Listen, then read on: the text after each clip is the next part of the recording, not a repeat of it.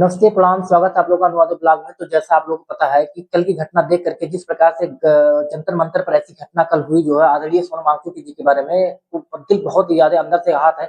अब मैं और ज्यादा और चीजें बताने से पहले आप लोगों को ये जरूर बता देना, तो हो सकता है बहुत लोग तो आदरणीय सोनम वांगचुक के बारे में जानते हो, लेकिन बहुत सारे लोग ऐसे भी हैं जो आदरणीय सोनम वांगचुक जी के बारे में नहीं जानते। तो मैं आप उनको आज मैं बता देना चाहता हूँ कि आदरणीय सोनम वांगचुक जी कौन है और क्यों इतना ज्यादा वो परेशान है। तो आज लोग जो है, अगर आप नहीं जानते तो आप प्लीज ये जान लीजिए कि आदरणीय सोनम वांगचुक जी कौन है। तो मैं पहले बता देना, और सारी चीजें सरकार से अपील करने से या स्टूडेंट या किसी भी गार्जियन से अपील करने से पहले ये मैं बता देना चाहता हूँ, अगर आप पहली बार यूट्यूब को स्क्रॉल करते करते अगर मेरा वीडियो आप लोगों के सामने आ जाता है या किसी भी ऐसे व्यक्ति के बारे में आ जाता है जिसमें लिखा है कि सोनम वांगचुक, तो आप लोग कृपया उस वीडियो को जरूर देखें। लेकिन पहला यह ध्यान लें कि सोनम वांगचुक कौन है। हो सकता है बहुत सारे लोग जानते हो कि सोनम वांगचुक कौन है, लेकिन बहुत सारे लोग ऐसे भी हैं कि जो नहीं जानते कि सोनम वांगचुक कौन है। तो मैं आपको बता देना चाहूँ सोनम वांगचुक कौन है। सोनम वांगचुक जी एक बहुत ही अच्छी साइंटिस्ट है, एक वैज्ञानिक है, एक जलवायु कार्यकर्ता है। अच्छा, उन्होंने किया क्या है इस देश के लिए, लद्दाख के लिए खासकर। वो तो लद्दाखी है, वो भारत के लिए तो भारत में तो है ही, लेकिन वो तो लद्दाख के लिए काम करते हैं। वो यूपी, बिहार, झारखंड, मध्य प्रदेश, छत्तीसगढ़, कर्नाटक, केरल, तमिलनाडु, आंध्र प्रदेश के लिए क्या करते हैं। तो मैं आपको बता दूं भाई, वो एक बहुत ही अच्छी जलवायु कार्यकर्ता है, ठीक है। वो कोई ऐसे व्यक्ति नहीं है वो तो सिर्फ लद्दाख के लिए काम। बहुत सारे लोगों के मन में डाउट रहता है कि आदरणीय सोनम वांगचुक जी तो सिर्फ लद्दाख के लिए काम तो नहीं। पहले आप एक बात ये सुन लो कि उन्होंने क्या किया। उन्होंने 1988, पहले हम स्टूडेंट के लिए उन्होंने किया 1988 में, आज नहीं, 1988 में उन्होंने एक सेकमोल की स्थापना की। सेकमोल क्या होता है?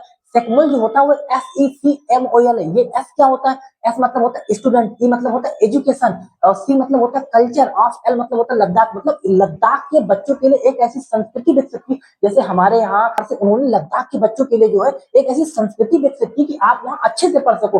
अगर आपने थ्री इडियट मूवी भी देखी होगी ना, उसमें आमिर खान जी कहते हैं कि सफलता के पीछे मत भागो, सफल होने के भागो। तो आपने एक सेकमोल देखना। दूसरा कंडीशन उन्होंने क्या किया, दूसरा मैं आपको बता दूं आदरणीय सोनम वांगचुक जी ने क्या किया। आदरणीय सोनम वांगचुक जी ने जिस पर हम आप हमारा पूरा देश सबसे ज्यादा विश्वास करता है वो है सेना। अच्छा, उन्होंने सेना के लिए किया भाई, सेना के लिए उन्होंने एक सैन्य टेंट का निर्माण किया। वो सैन्य टेंट क्या होता है? सैन्य टेंट ये होता है, आपको पता है कि लद्दाख और जम्मू कश्मीर में जब सर्दियों का मौसम आता है तो वहां पर जो टेम्परेचर होता है -सेंटीग्रेड। -सेंटीग्रेड जानते हैं? -सेंटीग्रेड का मतलब होता है कि -सेंटीग्रेड पर हमारा जो पानी होता है बर्फ बन जाता है। सोचिए, -सेंटीग्रेड पर अगर पानी बर्फ बन जाता है, अगर -15 और -20 सेंटीग्रेड चलाइए तो पानी का क्या हाल होगा, आप हाथ नहीं रख पाएंगे उस पर। और उस प्रकार से उन्होंने सेना के लिए एक सैन्य टेंट का निर्माण किया कि अगर बाहर का वातावरण जो है, बाहर का अगर टेम्परेचर 15 से 20 सेंटीग्रेड होता है और अगर आप उस सैन्य टेंट में रहते हैं तो वहां आपको 15 से 20 सेंटीग्रेड प्लस में, माइनस में नहीं भाई, प्लस में आपको गर्मी देता है। सोचिए। और वह सबसे बड़ी बात यह कि वह सोलर टेंट जो होता है, सोलर टेंट नाम है उसका, सैन्य टेंट में सोलर टेंट से चलता है। सैन्य टेंट मतलब सोलर, सूर्य की ऊर्जा से चलता है। तो दो, एक आपने सेगमोल पढ़ा, दूसरा आपने सैन्य टेंट पढ़ा।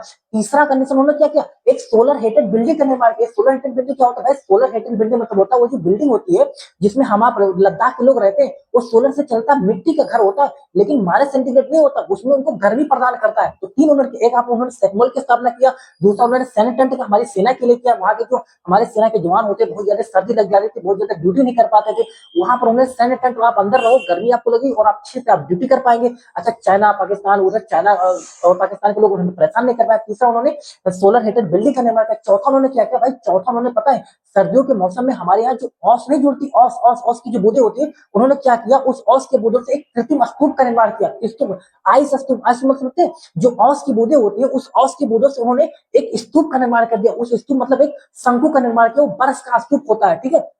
वो बर्फ का स्तूप क्या करता है, उस बर्फ के स्तूप में हमारे यहाँ जब बसंत का ऋतु आता है, बसंत का समझते हैं, जैसे फरवरी के बाद जब मार्च महीना स्टार्ट होता है, वो धीरे धीरे वही स्तूप जो बर्फ का स्तूप होता है पानी बन करके लद्दाख के लोगों के जो किसान होते हैं वो पानी से, लद्दाख में जो पानी की बड़ी समस्या होती है। सोचिए आदरणीय सोनम वांगचुक के पास कितना दिमाग है यार, कि उन्होंने जो है बर्फ की जो ओस होते हैं, जो बूंदे होते हैं, जो कोहरा होता है हमारे आपके यहाँ जो कोहरा होते हैं, उससे उन्होंने जो है बर्फ का निर्माण कर दिया। और वो बर्फ का जो बूंदे होती है, बर्फ जो होता है वो धीरे धीरे गल करके पानी का निर्माण करके के जो लद्दाख के लोग जीवन यापन करते हैं, वहां पर अपना किसान का काम करते हैं। अब उस आदरणीय सोनम वांगचुक जी के बारे में आप लोगों ने जान लिया। आप लोग अगर वीडियो स्क्रॉल करते करते कहीं अगर आपको सोनम वांगचुक जी के बारे में पूछा जाता है, मैं आप लोगों से फिर हाथ जोड़ अपील करता हूँ कि अगर आप लोग कुछ नहीं कर पा रहे हैं, बोल भी नहीं पा रहे हैं, तो आपने यूट्यूब पर, आपने क्रोमो पर, आपने गूगल पर सिर्फ सर्च ही करिए, क्योंकि हमारी जो सरकार है कुछ नहीं करेगी तो वो भी एक डाटा निकलवाती है कि कितने लोग सोनम वांगचुक जी के बारे में सर्च करें, कितने लोग सोनम वांगचुक के बारे में चाह रहे। तो मेरी आप लोगों से अपील है, कुछ भी ना कर पा रहे हो, अगर आप जंतर मंतर पर नहीं जा रहे, दिल्ली जंतर मंतर पर नहीं जा पा रहे हैं, तो आप लोग सिर्फ सर्च करिए गूगल पर, क्रोमो पर और यूट्यूब पर सर्च करेंगे, तभी सरकार अपनी डाटा निकलवाती है।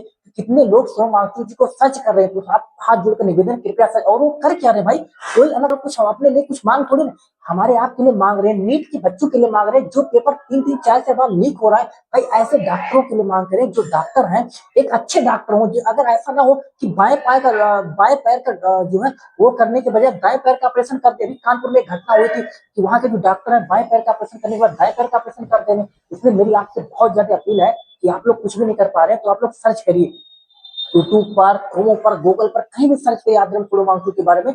और एक अगर कुछ भी नहीं कर पा रहे तो अपने व्हाट्सएप पर सोनम वांगचुक जी के बारे में लगाइए। मैंने पहले भी आपको कहा था सोनम वांगचुक जी के बारे में, उनको लगाइए, उनको देखिए कि सोनम वांगचुक जी ने क्या किया। और सोनम वांगचुक जी, अगर आप, मैं सरकार से इसलिए अपील करता हूँ भाई, आपके पास इतना टाइम नहीं कि आप एक वैज्ञानिक, एक जलवायु कार्यकर्ता से आकर के 2 मिनट बातें कर सके, आप नहीं कर पा रहे। मैं वहां के दिल्ली के उपराज्यपाल से हाथ जोड़कर निवेदन करता हूँ, आदरणीय प्रधानमंत्री जी से, नरेंद्र मोदी जी से, आदरणीय गृह मंत्री जी से मेरा निवेदन है कि भाई आप लोग, अगर आपके पास इतना टाइम नहीं है तो अपना कोई डेलीगेशन, एक छोटा मोटा डेलीगेशन ही भेज दे, कोई व्यक्ति भेज दे, कम से कम देखिए तो कि आदरणीय सोनम वांगचुक जी क्या कर रहे हैं, उनकी कौन सी मांगे, क्यों बैठे हुए हैं। वो नीट पेपर बच्चों के लिए मांग रहे हैं भाई, 3-3 4 बार उसके पेपर को आप लीक कर दे।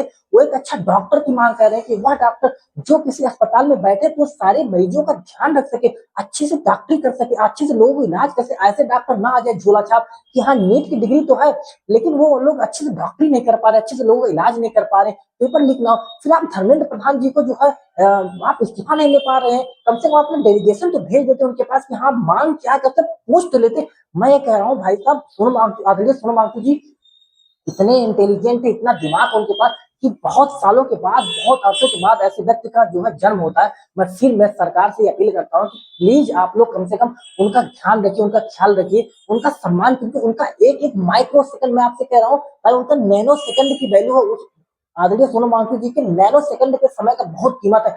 अगर 19-20 दिन वो किसी रिसर्च पर अपना टाइम दिए होते, हमारा पूरा देश उनके साथ खड़ा होता कि आप रिसर्च करिए, मैं आपके साथ हूँ ना। तो एक सेना के लिए, हमारे लिए, आपके लिए, लद्दाख के लोगों के लिए, यूपी बिहार झारखंड का बहुत सारे लोग, ऐसा नहीं लगना चाहिए कि वो तो सिर्फ लद्दाख के लिए काम कर रहे हैं, यूपी बिहार के लिए काम कर रहे हैं। नहीं भाई, वो हमारे वो जलवायु कार्यकर्ता, वो जलवायु के लिए काम कर रहे हैं कि किसी भी प्रकार की लद्दाख और जम्मू कश्मीर में ऐसी कोई घटनाएं ना हो जाए, ऐसी कोई बाढ़ आपन ना आ जाए, जैसे केदारनाथ में बहुत सारी घटनाएं घटी। तो मैं फिर आप लोगों से अपील करता हूँ ऐसी कोई भी घटना ना आए, और सरकार को भी अपील करनी चाहिए, आप लोग आप जासूसी होनी चाहिए। मैं फिर आप लोगों से हाथ जोड़ के मेरी अपील है कि किसी प्रकार की ऐसी कोई घटना ना हो। आप लोग अपने व्हाट्सएप पर स्टोरी जरूर लगाइए सोनम वांगचुक जी के बारे में कि क्या घटने हो रहे, क्यों सरकार उनसे, मतलब एक बार आप सरकार डेलीगेशन नहीं भेज सकती है। और हाँ, जहां पर भी उनका इलाज चल रहा हो, मेरी सरकार से अपील है कि किसी प्रकार की ऐसा कुछ भी ना हो। सोनम वांगचुक जी के बारे में आप लोगों ने जान लिया कि आदरणीय सोनम वांगचुक जी कौन है, किसके लिए काम कर रहे हैं, हमारे आपके लिए कर रहे हैं, भारत देश के लिए काम कर रहे हैं भाई वो।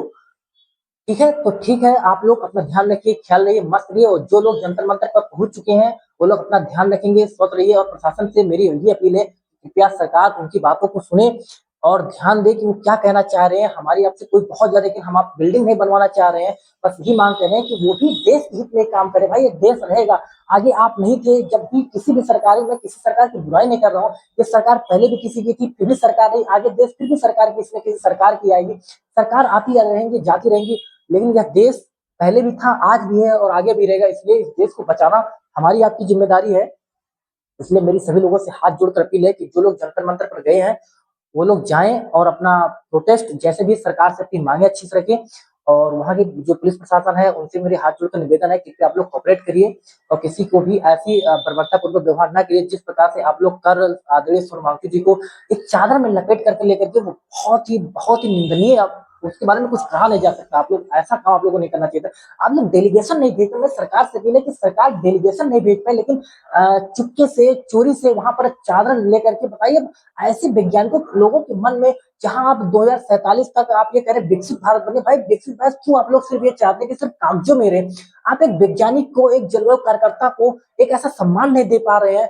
फिर कहीं ना कहीं दिल आहत हो जाता है कि लोग पढ़ करके, लिख करके क्या करेंगे जब ऐसे व्यक्ति को कोई सम्मान नहीं। आप 2 व्यक्ति भेज नहीं सकते कि जाओ एक बार पूछ तो लोग को मांग क्या रहे हैं, फिर दिल कहीं ना कहीं आहत होता है। तो मेरा आप लोग हाथ जोड़कर अपील है कि आप लोग ध्यान रखिए, खुश रहिए और मस्त रहिए। और आदरणीय सोनम वांगचुक जी के बारे में अपना स्टोरी जरूर लगाइए, व्हाट्सएप पर ही स्टोरी लगाइए। और ठीक है, चलिए ठीक है, आप लोग ध्यान रखिए। धन्यवाद, बहुत बहुत धन्यवाद।